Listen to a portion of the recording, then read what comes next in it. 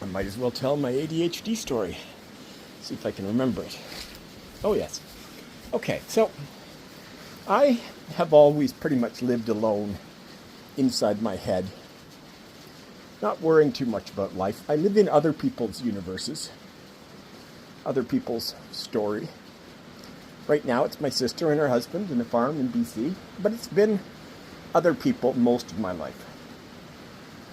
When I found myself alone at 50, I didn't handle it well. That's when I sought out therapy and all sorts of things. And then eventually I got a roommate. Things went back a little closer to normal.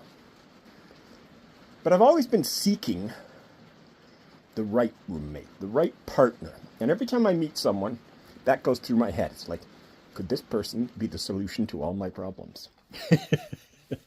The rain has stopped already. We get Caribbean style rain here, hard for 15 minutes or less. Anyway, so I don't get to body double. And what that has meant for my entire life is I come up with these really great ideas, and the idea process is exciting.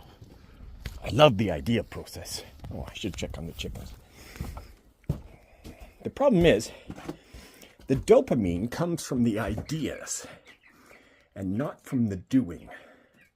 The tasks are tedious and hold no interest to me.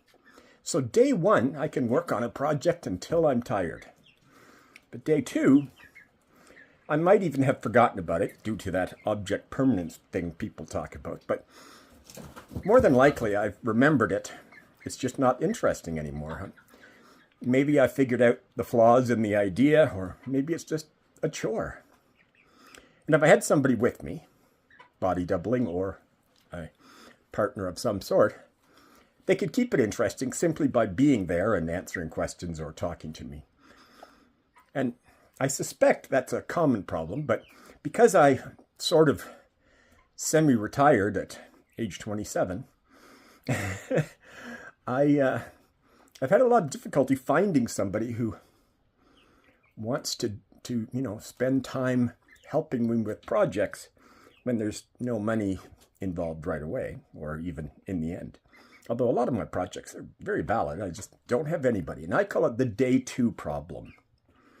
Day one, fantastically exciting. Day two, chore. I'd much rather think of another idea that's fantastically exciting. Now the chickens, they keep me interesting every day because they're a little bit different and because I'm making these YouTube videos. So thanks for that. You've been very helpful, YouTube and chickens. So the dopamine drop-off, I suppose we could call it. Ideas are fantastically interesting, and I'm very good at it in my mind. But then I don't always risk sharing them with someone else, just in case the judgment comes that I'm not very good and the idea sucks. So instead, I'll just come up with more ideas. And I've got a journal full of them. I've got blogs with business ideas that could be worth $1 million, but you have to do the work. When I first met my therapist, she was a social worker counselor. I wasn't supposed to call her a therapist. And she left me with 2 pieces of advice that she didn't like leaving me with, but I interpreted them to my own benefits. One is, she said, Jeff, you've got these goals, but I don't think you'd like doing any of them. They're hard. And I said, well, that's me. You've pegged me. That's one of my problems.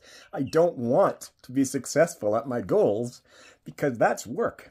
But coming up with the ideas, that's amazing. So I'm wondering if other people feel the same way, that if you could get a job just giving people ideas, that would be ideal.